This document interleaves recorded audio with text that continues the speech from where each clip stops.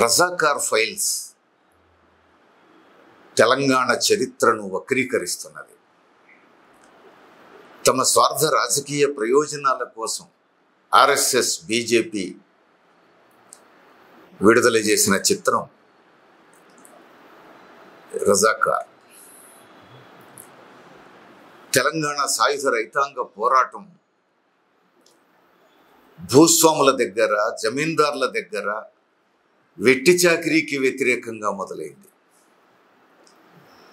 వెట్టి చాకిరీకి వ్యతిరేకంగా భూమి కోసం, భుక్తి కోసం, వెట్టి చాకిరీ నుంచి విముక్తి కోసం సాగినటువంటి చారిత్రాత్మకమైనటువంటి పోరాటం తెలంగాణ సాయుధ రైతాంగ పోరాటం. ఇది కమ్యూనిస్టు పార్టీ నాయకత్వంలో, ఎర్రజెండా నాయకత్వంలో సాగింది. 1946లో మొదలైనటువంటి సాయుధ పోరాటం 1951 వరకు సాగింది. ఈ పోరాటం వల్ల హైదరాబాద్ రాజ్యం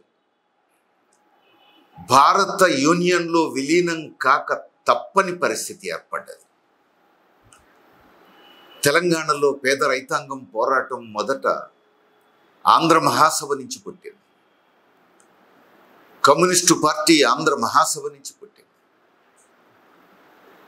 మొదట ఆంధ్ర మహాసభ నాయకత్వంలో తెలుగు భాష అభివృద్ధి కోసం, సాంస్కృతిక అభివృద్ధి కోసం కృషి జరిగింది. సాంస్కృతిక ఉద్యమానికి ఆంధ్ర మహాసభ నాయకత్వం వహించింది. గ్రంథాలయోద్యమం నడిపింది. కమ్యూనిస్టు పార్టీ అంటే వెంటనే నిషేధం విధిస్తారు, అరెస్టు చేస్తారు, బహిరంగ కార్యకలాపాలు జరగనివ్వరు. అందుకని ఆంధ్ర మహాసభలో సభ్యులుగా కమ్యూనిస్టు పార్టీ కార్యకర్తలు పనిచేశారు. క్రమంగా ఆంధ్ర మహాసభే పేద రైతాంగం సమస్యల మీద పనిచేయటం మొదలైంది. దొడ్డి కుమరయ్య హత్యతో గ్రామాలకు గ్రామాలే భూస్వాములకు వ్యతిరేకంగా, దౌర్జన్యాలకు వ్యతిరేకంగా రోడ్ల మీదకి వచ్చినాయి. గ్రామాలే ప్రజలు కదిలి గడీల మీదకి పోయారు. ఈ పరిస్థితులు గమనించిన కమ్యూనిస్టు పార్టీ సాయుధ పోరాటానికి పిలుపునిచ్చింది. అట్లా మొదలైనటువంటి సాయుధ రైతాంగ పోరాటం 1951 వరకు సాగింది. మొదట వెట్టి చాకిరీకి వ్యతిరేకంగా, భూస్వాముల దౌర్జన్యాలకు వ్యతిరేకంగా మొదలైనటువంటి ఈ పోరాటం క్రమంగా భూమి కోసం సాగింది. అక్కడి నుంచి భూస్వాముల దగ్గర నుంచి గుంజుకొని రైతాంగం తామే దున్నుకోవడం మొదలుపెట్టిన తర్వాత ఆ ఉద్యమాన్ని అణచడం కోసం రాజు సైన్యం దాడులు చేస్తున్నటువంటి క్రమంలో రాచరిక వ్యవస్థకే వ్యతిరేకంగా ఉద్యమం మారింది. రాచరికాన్ని సవాలు చేసింది. నైజాం రాచరికాన్ని సవాలు చేసింది. సహజంగానే ఈ ఉద్యమం ఇట్లా పెరగడాన్ని భూస్వాములు, జాగీర్దారులు, జమీందారులు సహించలేకపోయారు. ఈ భూస్వాముల మీద ఆధారపడి పన్నులు వసూలు చేసుకుంటున్నటువంటి నిజాం రాజు మీర్ ఉస్మాన్ అలీ ఖాన్, ప్రజలను పరిపాలిస్తున్నటువంటి, హైదరాబాద్ రాజ్యాన్ని పరిపాలిస్తున్నటువంటి మీర్ ఉస్మాన్ అలీ ఖాన్ ఆ దొరల పెత్తనం మీదనే ప్రజలు తిరుగుబాటు చేయడంతో తన రాజ్యం పునాదులు కదులుతాయని భయపడ్డాడు. ఈ దొరలకు రక్షణగా, భూస్వాములు, జమీందారులు, జాగీర్దారులకు రక్షణగా తన సైనికుల్ని పంపించాడు. అంతేకాదు, కాసిం రజ్వీ నాయకత్వంలో రజాకార్ సంస్థ ఏర్పాటు చేయబడింది. దానికి కాసిం రజ్వీ అధ్యక్షుడైతే దాని ఉపాధ్యక్షుడు విష్ణూరు రామచంద్రారెడ్డి, తెలంగాణలో అతిపెద్ద భూస్వామి. భూస్వాములకు మద్దతుగా రజాకార్లను రప్పించుకున్నారు. దొరల గడీలలో వాళ్లకు అడ్డా వేసి వాళ్లకు తినిపించడం, తాగించడం అంతా చేయించి దొరలకు వ్యతిరేకంగా, భూస్వాములకు వ్యతిరేకంగా పోరాడుతున్న తెలంగాణ రైతాంగం మీదికి ఎగదోశారు. ఒకవైపు రాజు, మరొకవైపు గ్రామాల్లో పెత్తనం చేస్తున్న దొరలు కాసిం రజ్వీ నాయకత్వంలోని రజాకార్ సంస్థను ఉపయోగించుకున్నారు. తిరుగుబాటు చేస్తున్నటువంటి రైతాంగం మీద దాడులు చేయించారు. ఒకవైపు దొరలు గ్రామాల్లో మహిళల మీద అనేక దౌర్జన్యాలు, లైంగిక దాడులు చేశారు. ఇప్పుడు వాళ్లకు తోడు రజాకార్ మూకలు కూడా ఇవే రకమైనటువంటి దాడులకు బరితెగించారు. ఈ దాడులను ఎదుర్కొని సాగింది సాయుధ రైతాంగ పోరాటం. ఈ మొత్తం పోరాటంలో సినిమాలో చూస్తే ఎక్కడ ఎర్రజెండా కనపడదు. కేవలం ఒక చిన్న ఘటనలో ఐలమ్మ పేరు వాడుకున్నారు. ఐలమ్మ తిరుగుబాటు చేసినట్టు, నరసింహారెడ్డి అండగా నిలబడ్డట్టు, దొర ఐలమ్మ మీద పెత్తనం చేసినట్టు రామచంద్రారెడ్డి. ఈ చిన్న ఘటన తప్ప మొత్తం సినిమా అంతా కూడా ఎక్కడా భూస్వాముల దౌర్జన్యాలు, దాష్టీకాలు కనిపించవు. ఎర్రజెండా పోరాటం కనిపించదు.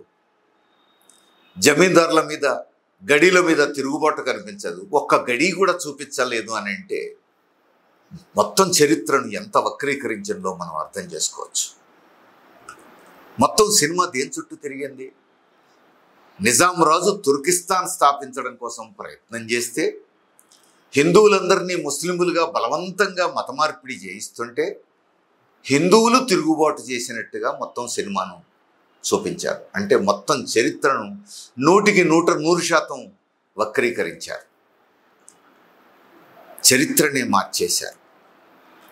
ఈ తరం ప్రజలకు తెలంగాణ సాయుధ రైతాంగ పోరాట కాలం నాటి పరిస్థితులు, ఆ తిరుగుబాటు, ఆ వాస్తవాలు తెలవకుండా నూతన తరాన్ని పక్కదారులు పట్టించారు. దీనికి తేదీలను వాడుకున్నారు. ఉద్యమం జరిగిన గ్రామాల పేర్లు, ప్రాంతాల పేర్లు, నాయకుల పేర్లు, సంస్థల పేర్లు వాడుకున్నారు. అంతే. మిగిలిన చరిత్ర అంతా కూడా వక్రీకరణే, పచ్చి అబద్ధాలతో నింపారు. కీలకమైంది ఏమిటి? అది హిందూ ముస్లిం తగాదగా చిత్రీకరించారు.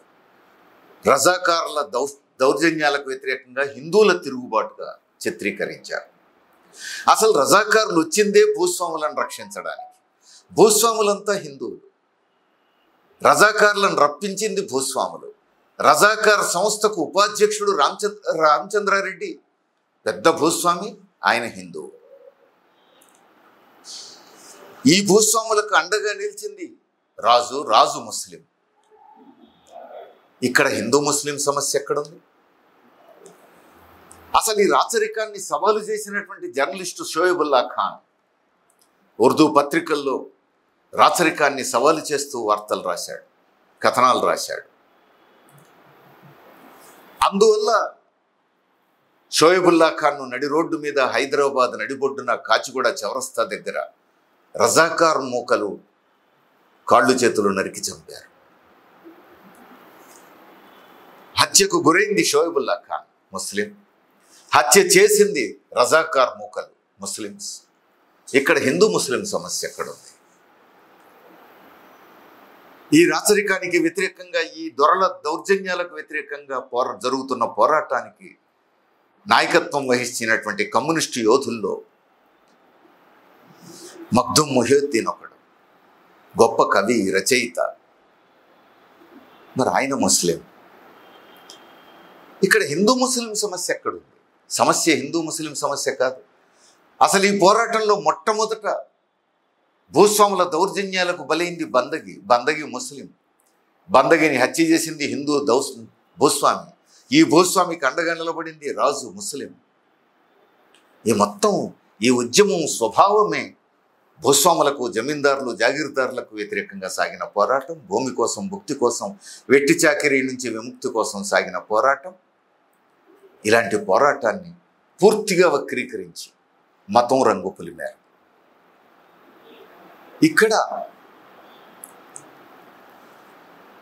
రజాకార్ మూకలను రప్పించింది భూస్వాములు, గ్రామాల మీద దాడులు చేయించింది భూస్వాములు, మళ్ళా తమ గడిలనే వాళ్ళకు అడ్డాలుగా పెట్టి పెంచి పోషించింది భూస్వాములు.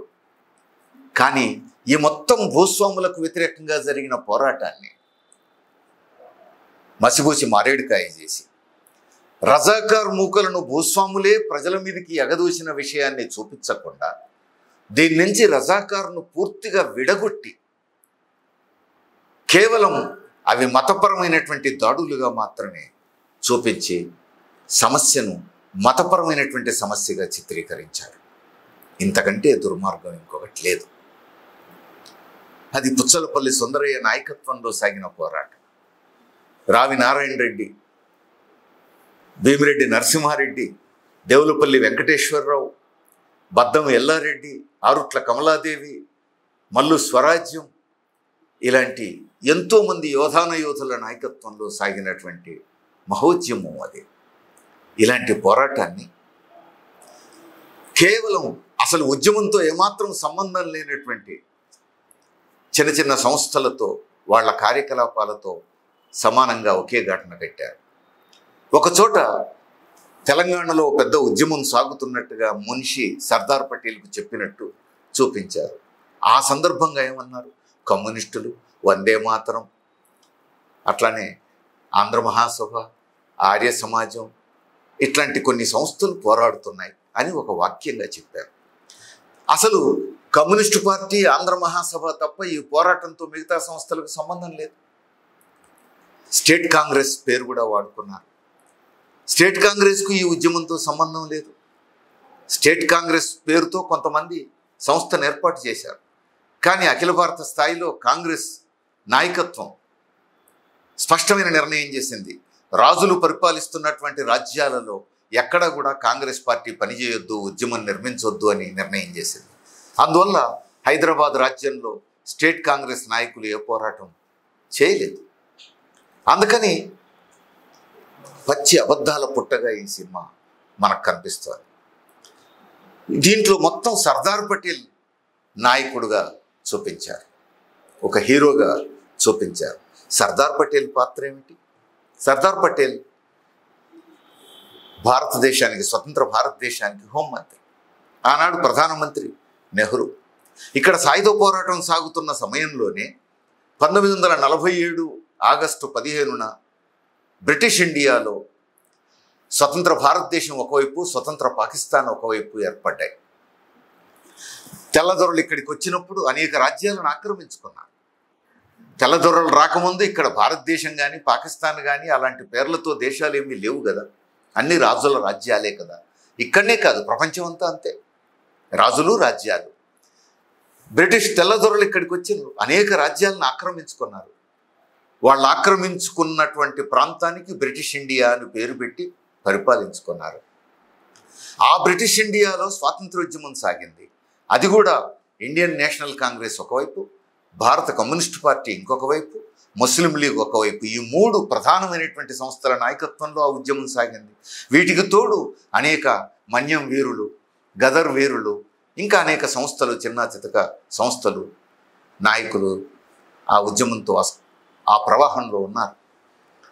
ఎక్కడ కూడా స్వాతంత్రోద్యమంతో కానీ, ఇక్కడ రాజుల సంస్థానాల్లో జరిగినటువంటి ఉద్యమాలతో కానీ ఆర్ఎస్ఎస్కు అణువంత సంబంధం లేదు. ఆ ఆర్ఎస్ఎస్ రాజకీయ పుత్రిక అయినటువంటి బీజేపీకి అసలు సంబంధం లేదు. కానీ బ్రిటిష్ ఇండియాలో సాగినటువంటి స్వాతంత్ర పోరాటం వల్ల స్వతంత్ర భారతదేశం ఒకవైపు, స్వతంత్ర పాకిస్తాన్ ఒకవైపు ఏర్పడ్డాయి. కానీ బ్రిటిష్ ఇండియాలో లేనటువంటి 565 రాజ్యాలు ఉన్నాయి, రాజులు పరిపాలిస్తున్నారు వాటిని. బ్రిటిష్ రాజ్యానికి వాళ్ళు సామంతులుగా పనిచేశారు. ఒకసారి స్వతంత్ర భారతదేశం, స్వతంత్ర పాకిస్తాన్ ఏర్పడ్డ తర్వాత మరి ఆ రాజుల సంస్థానాల భవిష్యత్తు ఏమిటనే చర్చ జరిగింది. బ్రిటిష్ వాళ్లతో జరిగిన ఒప్పందంలో ఆ రాజుల సంస్థానాలు వాళ్ళ భవిష్యత్తు వాళ్ళే నిర్ణయించుకోవాలి అని నిర్ణయించారు. వాళ్ళు ఇండియాలో కలవదలుచుకుంటే ఇక్కడ కలవచ్చు, పాకిస్తాన్లో కలవదలుచుకుంటే అక్కడ కలవచ్చు, లేదు స్వతంత్ర రాజ్యాలుగానే కొనసాగవచ్చు, వాళ్ళు ఇష్టం అన్నారు. 3 సంస్థానాలు తప్ప మిగతా వాళ్ళంతా పాకిస్తాన్కు దగ్గరున్న వాళ్ళు పాకిస్తాన్లో విలీనమైంది, ఇండియాకు దగ్గరున్న వాళ్ళు ఇండియాలో విలీనమైంది, ఇండియన్ యూనియన్లో విలీనమైంది. 3 మాత్రమే, జమ్మూ కాశ్మీర్, హైదరాబాద్ సంస్థానం, జునాగఢ్, ఈ 3 సంస్థానాలు మాత్రమే స్వతంత్రంగా ఉంటామని ప్రకటించుకున్నాయి. కానీ జునాగఢ్ ప్రజలు తిరుగుబాటు చేశారు, ప్లెబిసైట్ నిర్వహించారు. ప్రజాభిప్రాయ సేకరణ తర్వాత మెజారిటీ ఇండియాలో కలవాలని తీర్పు వచ్చింది. అందుకని భారతదేశంలో విలీనం చేశారు. జమ్మూ కాశ్మీరు మెజారిటీ ముస్లిమ్స్, రాజు హిందూ. అక్కడ కాశ్మీరీలు ముస్లిమ్స్. కాశ్మీర్ ప్రజలు షేక్ అబ్దుల్లా నాయకత్వంలో రాచరికానికి వ్యతిరేకంగా మాకు ప్రజాస్వామ్యం కావాలని పోరాడారు. భూస్వాముల చేతుల్లోంచి భూములు తీసి దున్నేవాడికి భూమి ఇవ్వాలని కొట్లాడారు. అదో పెద్ద పోరాటం జరుగుతోంది. మరోవైపు పాకిస్తాన్ దీన్ని అవకాశంగా తీసుకొని కాశ్మీర్లోకి తన సైన్యాలను పంపింది. కాశ్మీరీలంతా ముస్లిమ్స్ కాబట్టి వాళ్ళు పాకిస్తాన్లో ఉండడం సహజం, అది వాళ్ళ హక్కు అని చెప్పేసి ఆక్రమించుకునే ప్రయత్నం చేసింది. షేక్ అబ్దుల్లా నాయకత్వంలో సాగిన పోరాటం ఒకవైపు రాజుతో పోరాడింది, మరొకవైపు పాక్ సైనికులతో పోరాడింది. పాకిస్తాన్లో మేము కలిసేది లేదు, మాకు కావాల్సింది ప్రజాస్వామ్యం, పాకిస్తాన్ మతరాజ్యంలో మేము కలవం అని చెప్పి షేక్ అబ్దుల్లా నాయకత్వంలో ప్రకటించారు.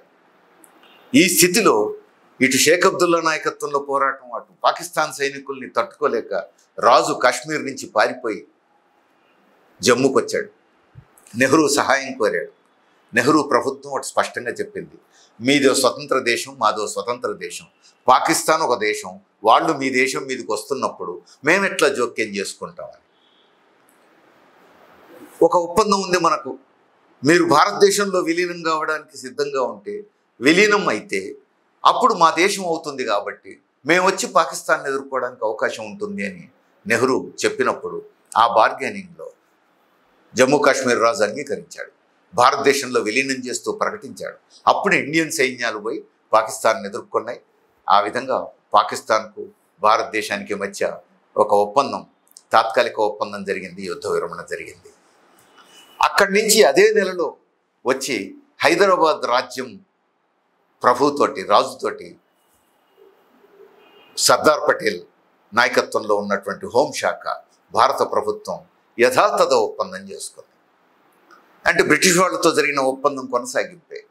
ఎస్, మీ దేశం మీది, మా దేశం మాది, మీ దేశంలో మేము వేలు పెట్టాం, మా దేశ ఆంతరిక వ్యవహారాల్లో మీరు వేలు పెట్టకండి, ఒక సంవత్సర కాలం పాటు ఈ ఒప్పందంతో ఉందాం, ఈ లోపల ఆలోచిద్దాం, చర్చించుదాం అనుకున్నారు. భారతదేశంలో విలీనం కావాలి అని ఇండియా కోరుతోంది, స్వతంత్రంగానే ఉండాలని రాజు కోరుకుంటున్నాడు. కాబట్టి ఒక సంవత్సరం కాలం పాటు ఇంకా చర్చలు జరుపుదాం, అప్పటిదాకా యథాతథ ఒప్పందం అని చేసుకున్నారు.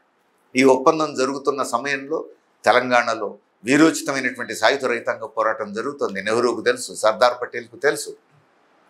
కానీ సర్దార్ పటేల్కు ఒకటే విశ్వాసం, నెహ్రూకు సర్దార్ పటేల్కు, నిజాం రాజు మీర్ ఉస్మాన్ అలీ ఖాన్ నరహంతకుడు, అక్కడ కాసిం రజ్వీ నరహంతకుడు, సాయుధ రైతాంగ పోరాటాన్ని అవలీలగా వీళ్ళు అంచేస్తారు, భూస్వాములను కాపాడగలుగుతారు అని వీళ్ళు నమ్మారు. సర్దార్ పటేల్ నమ్మిండు, జవహర్లాల్ నెహ్రూ నమ్మిండు. అందుకే దాని జోలికి పోలేదు.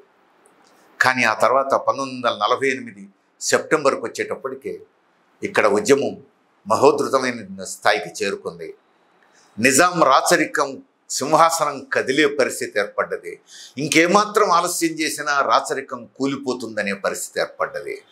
ఆ స్థితిలో నిజాం రాజు ఇండియన్ యూనియన్ సైన్యాల కోసం ఎదురు చూస్తున్నాడు. ఇండియన్ యూనియన్ సైన్యాలను సర్దార్ పటేల్ హోంశాఖ మంత్రి పంపించాడు. ఇక్కడ ఇటు సైన్యాలు రావటం, 4 రోజుల్లో నిజాం రాజు చేతులెత్తేయడం జరిగింది. హైదరాబాద్ రాజ్యాన్ని భారతదేశంలో విలీనం చేస్తూ సంతకాలు చేయడం జరిగింది. అంతే. సినిమాలో పచ్చి అబద్ధం చూపించారు. సర్దార్ పటేల్ నాయకత్వంలో ఇండియన్ యూనియన్ సైన్యాలు వస్తే నిజాం రాజు వాటిని ఎదుర్కొన్నాడట. నిజాం సైన్యాలకు భారత సైన్యాలకు మధ్యన యుద్ధం జరిగిందట, తీవ్రమైన పోరాటం జరిగిందట. ఎక్కడ నిజాం సైనికులు ఎదిరించలేదు. ఇది వాస్తవం. చేతులెత్తేశారు. ఇదొక వాస్తవం. రెండోది, ఇండియన్ యూనియన్లో హైదరాబాద్ రాజ్యాన్ని విలీనం చేస్తున్న సమయంలో తెలంగాణలో ఉన్నటువంటి రైతాంగం కూడా సంతోషించారు. ఎర్ర జెండాలో పట్టుకొని సైన్యానికి అనేక చోట్ల స్వాగతం పలికారు. ఒకటి నమ్మారు, కొత్తగా స్వతంత్ర భారతదేశం ఏర్పడ్డది, నెహ్రూ ప్రభుత్వం ఏర్పడ్డది, వాళ్ళు ఈ భూస్వాములకు వ్యతిరేకంగా ఉంటారని నిజాం రాజును బంధించి శిక్షిస్తారని, కాసిం రజ్వీని ఉరిశిక్ష వేస్తారని, తాము అప్పటికే సాధించుకున్న భూముల మీద హక్కు పత్రాలు ఇస్తారని నమ్మారు. కానీ తీరా జరిగింది ఏమిటి? సెప్టెంబర్ 17 కల్లా 4 రోజుల్లో రాజు చేతులు ఎత్తేశాడు, దేశంలో విలీనం చేస్తూ సంతకాలు చేశాడు. ఆ తర్వాత ఏ ప్రజలైతే నిజాం రాజును బంధించి శిక్షించాలని కోరుకుంటున్నారో, ఏ నిజాం రాజుకు వ్యతిరేకంగా తెలంగాణ ప్రజలు పోరాడుతున్నారో, ఆ తెలంగాణ ప్రజల మీద, ఆ హైదరాబాద్ రాజ్యం మీద కేవలం రాజు అనే పేరు మార్చి రాజప్రముఖ్ పేరుతో మళ్ళీ కాసిం రజ్వీనే, మీర్ ఉస్మాన్ అలీ ఖాన్నే అధిపతిగా నియమించిండు సర్దార్ పటేల్. ఎంత దుర్మార్గం ఇది! తెలంగాణ ప్రజలు నిర్ఘాంతపోయారు, మోసపోయామా అనేటువంటి పరిస్థితికి వచ్చారు. ఇంతలోనే కాసిం రజ్వీని అరెస్ట్ చేశారు. పోనీ కాసిం రజ్వీనైనా ఉరిశిక్ష వేస్తారని చెప్పేసి ఆశించారు.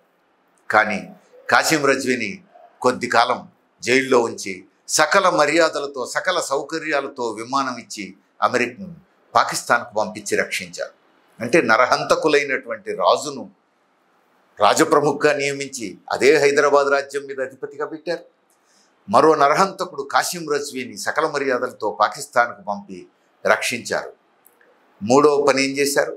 గ్రామాల నుంచి పారిపోయి హైదరాబాదులో తలదాచుకున్నటువంటి జమీందారులు, జాగీర్దారులు, భూస్వాములను వాళ్ళకు రక్షణ కల్పించి, వాళ్ళకి కద్దరు బట్టలు పెట్టి, తెల్ల టోపీలు పెట్టి గ్రామాలకు తీసుకుపోయి రైతాంగం దున్నుకుంటున్న భూములన్నీ బలవంతంగా గుంజుకొని రాజులకు భూస్వాములకు అప్పచెప్పారు.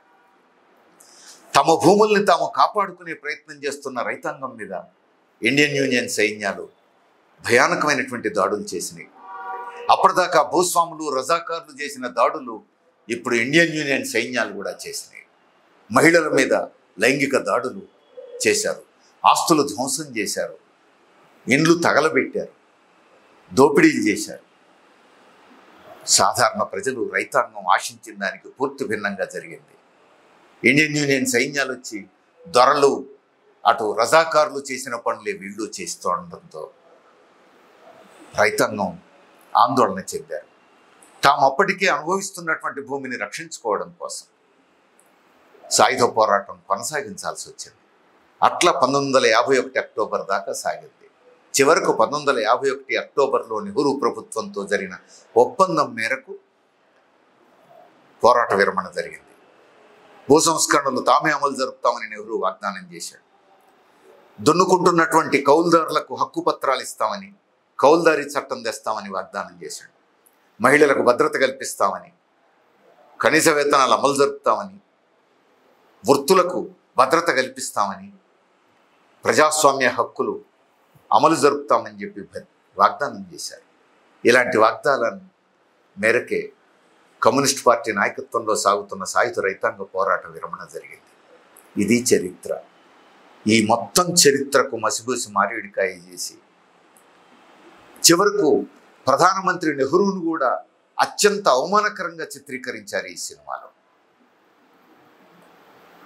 చాలా దారుణంగా అవమానించారు. ఇంత దారుణంగా చరిత్రను వక్రీకరించింది ఎందుకు అని అంటే, రానున్న పార్లమెంట్ ఎన్నికల్లో ఓట్ల కోసం. మీకు గుర్తుంటే ఏడాది కిందనే బండి సంజయ్ బీజేపీ రాష్ట్ర అధ్యక్షుడిగా ఉన్నప్పుడు కాచుకోండి, ఏడాదిలో రజాకార్ ఫైల్స్ సినిమా వస్తోంది అని చెప్పేసి మీడియా సమావేశంలోనే బహిరంగంగా ప్రకటించాడు. అదే బండి సంజయ్ ఇప్పుడు రజాకార్ సినిమా వచ్చిన తర్వాత పన్ను రాయితీ ఇవ్వాలి, ఇది వాస్తవ చరిత్రను ప్రజలకు చూపిస్తోంది అని రేవంత్ రెడ్డి ముఖ్యమంత్రికి కోరుతున్నాడు ఆయన. చూడు ఎంత దారుణమైంది. ఇది చరిత్రట, ఈ చరిత్ర చూపిస్తున్న సినిమా కాబట్టి దీనికి పన్ను రాయితీ ఇవ్వాలట. ఇంత దారుణమైనటువంటి పని ఎందుకు చేస్తున్నారు అని అంటే, మొత్తం చరిత్రను వక్రీకరించి మత ఘర్షణగా చిత్రీకరించి ఇక్కడున్న హిందువులను ప్రభావితం చేసి రానున్న పార్లమెంట్ ఎన్నికల్లో ఓట్ల రూపంలో సొమ్ము చేసుకునే ప్రయత్నం ఇది మనం చూసాం. దీనికంటే ముందు కాశ్మీర్ ఫైల్స్ విడుదల చేశారు, ఆ తర్వాత కేరళ స్టోరీ విడుదల చేశారు. ఇప్పుడు తెలంగాణలో రజాకార్ ఫైల్స్ పేరుతో సినిమా విడుదల చేశారు. ఇది చాలా ప్రమాదకరమైనటువంటి ధోరణి, ప్రమాదకరమైనటువంటి ట్రెండ్. తెలంగాణ ప్రజలు విజ్ఞులు, తెలంగాణ ప్రజల మన పూర్వీకుల సాయుధ పోరాట చరిత్రను వక్రీకరిస్తే ఈ తరం అంగీకరించకూడదు. వాస్తవాలను అర్థం చేసుకోవాలి. బీజేపీ, ఆర్ఎస్ఎస్ చేస్తున్నటువంటి ఇలాంటి దుర్మార్గమైనటువంటి ప్రయత్నాలను తిప్పికొట్టాలి. ప్రజలందరూ ప్రజాస్వామ్యాన్ని కాపాడుకోవడం కోసం, లౌకిక విలువల్ని కాపాడుకోవడం కోసం చరిత్రను చరిత్రగా చూడాలి. మన చరిత్రను కాపాడుకోవాలి. ఆ వైపు ఆలోచించాలని చెప్పేసి అందరికీ విజ్ఞప్తి చేస్తున్నాను.